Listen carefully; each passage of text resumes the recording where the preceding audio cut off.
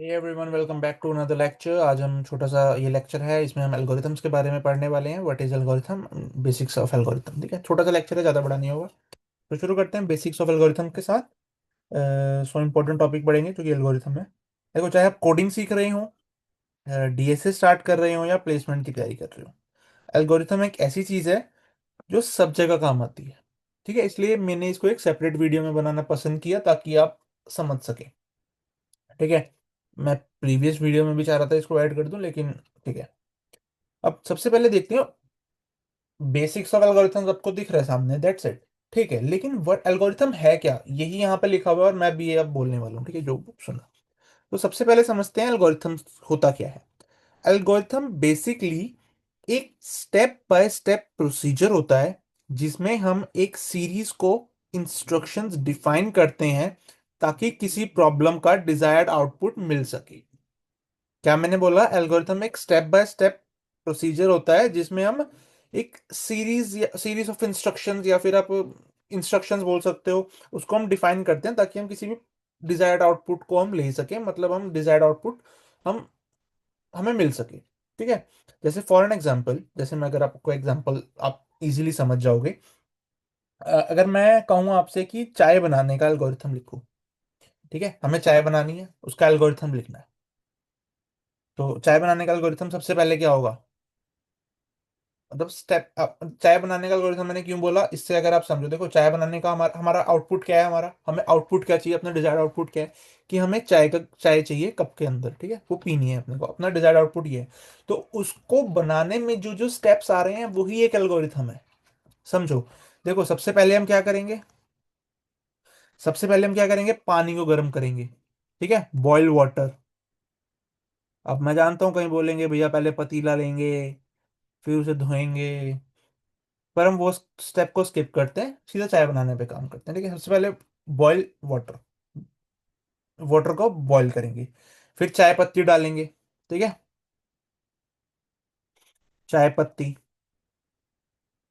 Third third step पे क्या करेंगे हम उसमें दूध डालेंगे, या चीनी, दूध और चीनी है ना, मिल्क या मिल्क एंड शुगर।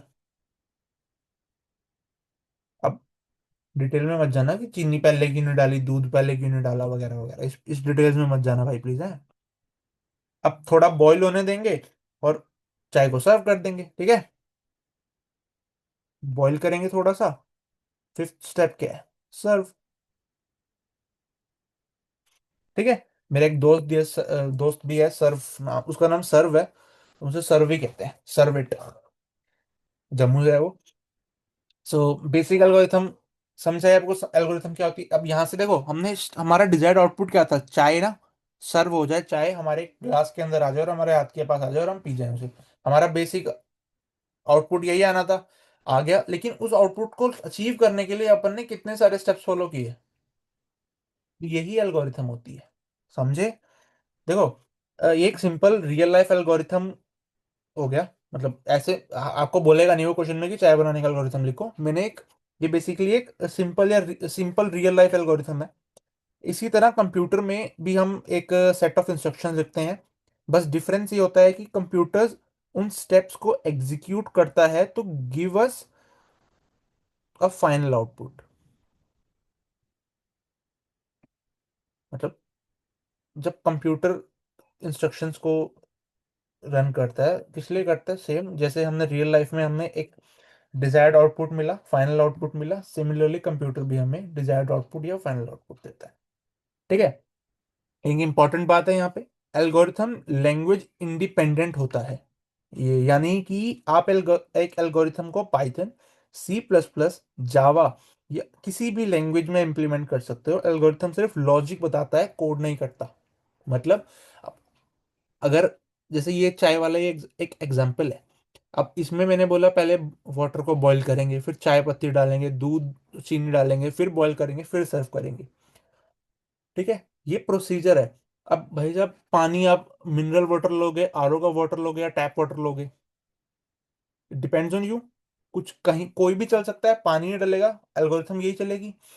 चाय पत्ती आप किस कौन सी कंपनी की लोगे? एक्स वाई जेड, किसी भी कंपनी की ले सकते हो। मिल्क आप कौन सी कंपनी का लोगे? एक्स वाई जेड, किसी का भी ले सकते हो। ठीक है, शुगर आप डालोगे नहीं डालोगे, फिर बॉईल करोगे, गैस कौन सी कम, ये बहुत सारे चीजें हैं।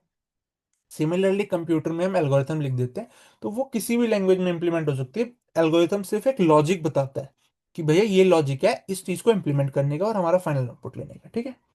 अगर हम पढ़ ले में थोड़ा सा क्या लिखा है हमने जो इतनी मेहनत करके, तो एल्गोरिथम क्या है, एक स्टेप बाय स्टेप प्रोसीजर है to solve a problem, execute instructions in a specific order.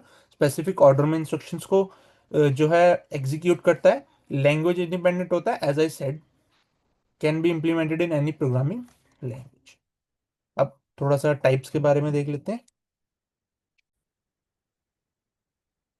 देखो, अब डेटा स्ट्रक्चर की अगर पर्सपेक्टिव से देखें, डेटा स्ट्रक्चर के पर्सपेक्टिव से देखें, तो एल्गोरिथम्स को हम कुछ कैटेगरीज में डिवाइड कर देते हैं, या एग्जांपल्स भी आप टाइप्स भी कह सकते हो आप उसको। जैसे हम लिखा search, sort, insert, update and delete. सबसे पहले अगर हम सर्च की बात करें, सर्च एल्गोरिथम की, तो सर्च एल्गोरिथम किसी डेटा स्ट्रक्चर के अंदर पर्टिकुलर एलिमेंट को ढूंढने के लिए यूज होती है। अभी हमने प्रीवियस वीडियो में भी डिस्कस किया था सिमिलर चीज यहाँ पे। सर्च एल्गोरिथम किसी भी डेटा स्ट्रक्चर, मान लो आपके पास एक एरे है, उसके अंदर आपको अगर कुछ सर्च करना है, तो आपके लिए सर्च एल्गोरिथम यूज होगी। तो ये इसके अंदर भी ये भी कैटेगराइज होती है दो अलग अलग जो है एल्गोरिथम्स में। फर्स्ट होती है लीनियर सर्च, सेकंड होती है बाइनरी सर्च। इसको भी हम देखेंगे बहुत जल्दी आने वाली वीडियोस में। अगर आप ये बंडल वीडियो देख रहे हैं, मतलब कंबाइंड वीडियो है, क्योंकि मैं एंड में जाके इसको कंबाइन करके भी अपलोड करने वाला हूँ। सो मतलब थोड़ी देर में आप देखने भी वाले हो इसको, ठीक है। सो मैंने बता दिया, सर्च दो होती है, linear search, binary search. Second आती है sort. Sort arrange items in a specific order. Sort से आप मतलब भी समझते हो, डेटा को किसी स्पेसिफिक ऑर्डर में अरेंज करने के लिए सॉर्ट एल्गोरिथम का यूज होता है। इसके एग्जांपल्स क्या होते हैं, bubble sort, merge sort, quick sort. आप इन तीनों एल्गोरिथम्स का यूज करके आप सॉर्टिंग कर सकते हो, ठीक है। आप सिर्फ अभी ये चीज ध्यान रखो कि मैं क्या बोल रहा हूँ, डोंट वरी। आगे जाके ये टॉपिक्स बहुत, यार यही है पूरी डेटा स्ट्रक्चर में, मेनली आधे से ज्यादा यही भरा पड़ा है, तो पढ़ोगे रट जाओगे इस चीज को, ठीक है। Now insert. इंसर्ट में क्या होता है, डेटा स्ट्रक्चर में नए आइटम्स को ऐड करना इंसर्ट होता है, ठीक है। अपडेट, मॉडिफाई करना। डिलीट, ऑब्वियसली यार डिलीट करना, समझते हो इतना तो, है ना, समझदार बच्चे हो। Next is characteristics of an algorithm. देखो, अब ये समझते हैं, सॉरी, अब ये समझना भी इंपॉर्टेंट है कि हर प्रोसीजर एल्गोरिथम नहीं होता। मतलब सारे प्रोसीजर जो एल्गोरिथम्स नहीं होते। एक प्रॉपर एल्गोरिथम होने के लिए कुछ कैरेक्टरिस्टिक्स होना भी जरूरी होता है, ठीक है। सबसे पहला, अनएम्बिगुअस। अनएम्बिगुअस का मतलब क्या होता है, हर देखो, ये कुछ कैरेक्टरिस्टिक्स हैं, आप स्क्रीनशॉट ले लो।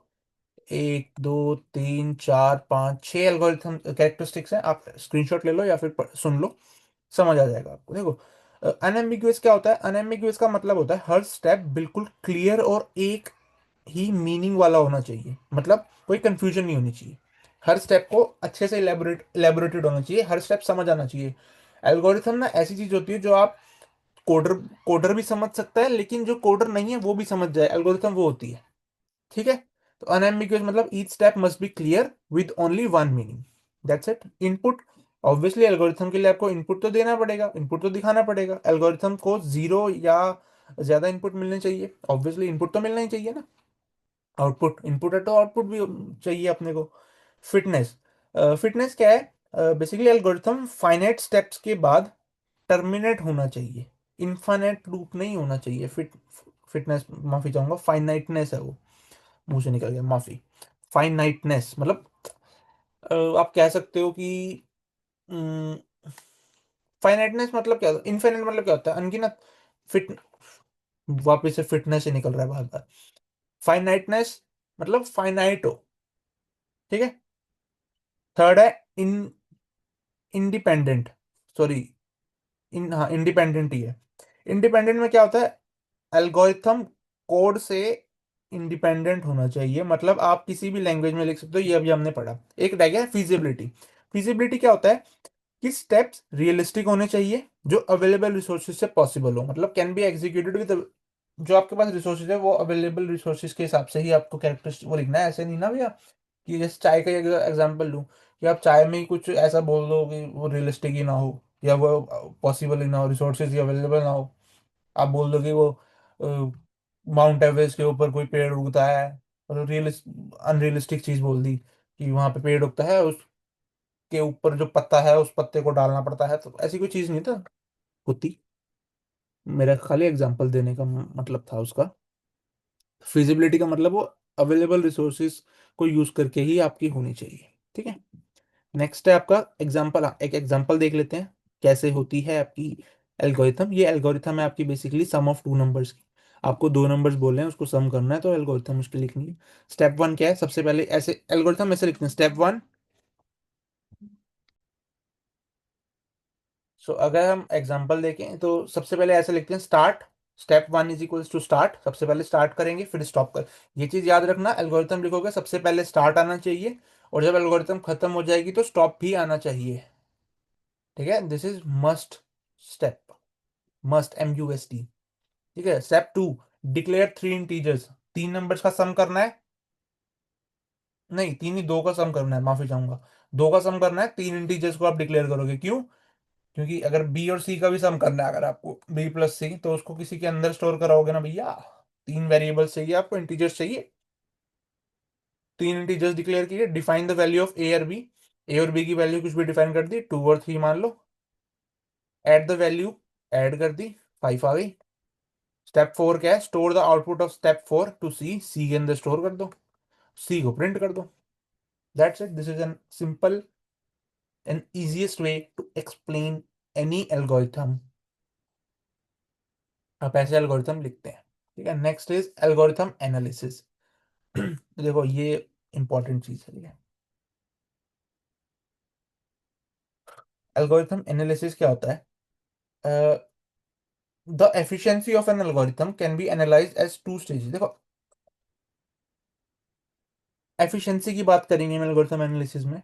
ठीक है, एफिशिएंसी का मतलब क्या होता है, एल्गोरिथम कितना फास्ट और कितना मेमोरी यूज करते हैं। सिंपली, कोई भी एल्गोरिथम है, अगर आप लिख रहे हो किसी पर्टिकुलर कोड के लिए, तो वो कितनी मेमोरी लेगा और कितना फास्ट काम करेगा, कितना टाइम लेगा और कितनी मेमोरी लेगा। बेसिकली यही आपकी फिटनेस एनालिसिस होती है, एल्गोरिथम एनालिसिस होती है। ठीक है, सो एल्गोरिथम का एनालिसिस हम दो तरीके से यूज कर सकते हैं, मैंने अभी बताया आपको। प्रायर एनालिसिस और पोस्टीरियर एनालिसिस। ठीक है, ये दो तरीके से हम चेक कर सकते हैं। तो पढ़ते हैं क्या होता है।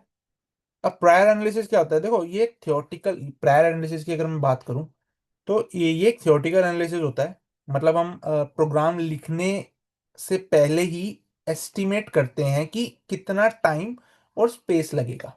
प्रायर एनालिसिस, प्रायर मतलब पहले, समझ रहे हो?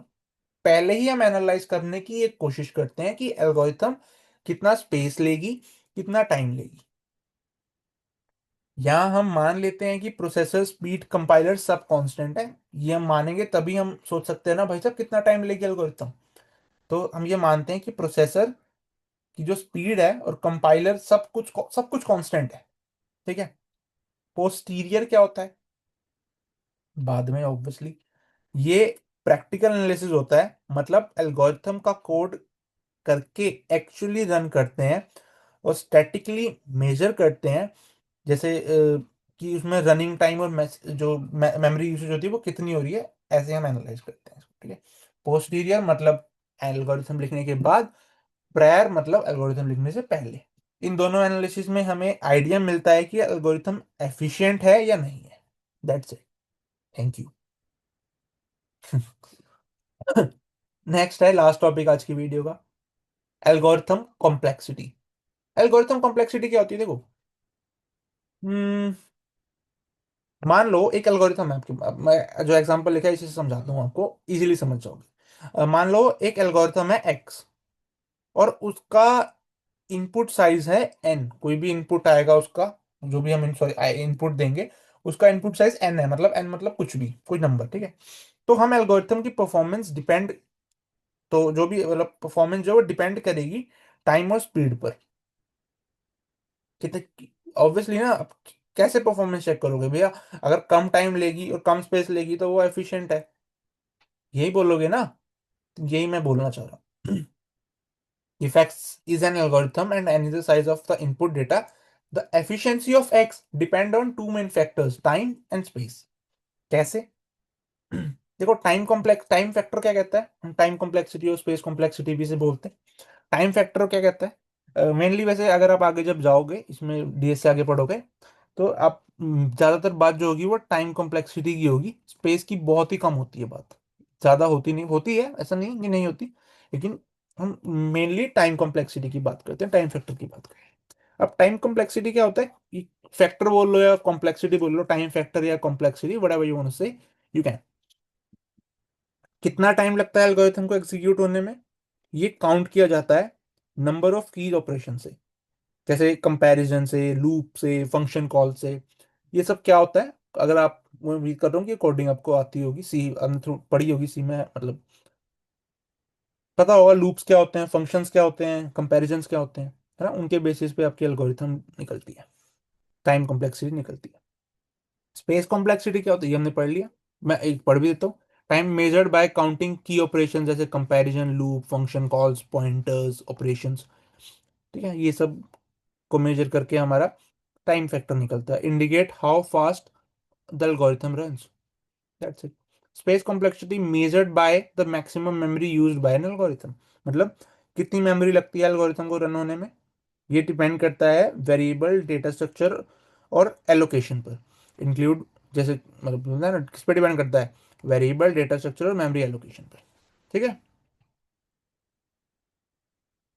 समझ गए। देखो, टाइम फैक्टर क्या, टाइम कॉम्प्लेक्सिटी क्या होती है कि एक एल्गोरिथम कितना टाइम लेगी, ये निकालने के लिए हम टाइम कॉम्प्लेक्सिटी होती है यही बताना। स्पेस कॉम्प्लेक्सिटी, एक एल्गोरिथम कितना स्पेस लेगी, ये स्पेस कॉम्प्लेक्सिटी होती है। ठीक है, एल्गोरिथम कॉम्प्लेक्सिटी ये पढ़ लेते हैं। एल्गोरिथम्स को हम बेसिकली एफ एन इस तरह से रिप्रेजेंट करते हैं, describe the running time and और memory space required by an algorithm in terms of input size N. F N, ये बेसिकली एल्गोरिथम की कॉम्प्लेक्सिटी को हम रिप्रेजेंट करते हैं इस तरह से। ये बताता है कि इनपुट साइज एन के हिसाब से टाइम और स्पेस कितना लगा, मतलब आप ये समझ लो कि इसको हम रिप्रेजेंट करते हैं फंक्शन एफ एन की फॉर्म में। ठीक है, सॉरी, आई होप समझ आया होगा आपको। तो दोस्तों, एल्गोरिथम बेसिकली, मैं अगर कंक्लूड करना चाहूँ तो एक रेसिपी है प्रॉब्लम सॉल्व करने की। सिंपल, अगर आपको रियल लाइफ में थोड़ा समझा सकूं मैं तो, एक रेसिपी है प्रॉब्लम सॉल्व करने की, चाहे वो सर्चिंग हो, सॉर्टिंग हो या ऑप्टिमाइजेशन, सब कुछ एल्गोरिथम बेस्ड होता है। अगर आपको डीएसए स्ट्रांग बनाना है तो एल्गोरिथम और उनकी कॉम्प्लेक्सिटी का कॉन्सेप्ट समझना फर्स्ट स्टेप है। ठीक है, उसके बिना आपको कुछ नहीं आएगा। अगर आपको वीडियो पसंद आए हो तो लाइक करें, शेयर करें, सब्सक्राइब करें। नेक्स्ट वीडियो में हम टाइम एंड स्पेस कॉम्प्लेक्सिटी को डिटेल में समझेंगे with examples. Thank you watching, happy coding, bye bye, take care. मिलते हैं नेक्स्ट वीडियो में।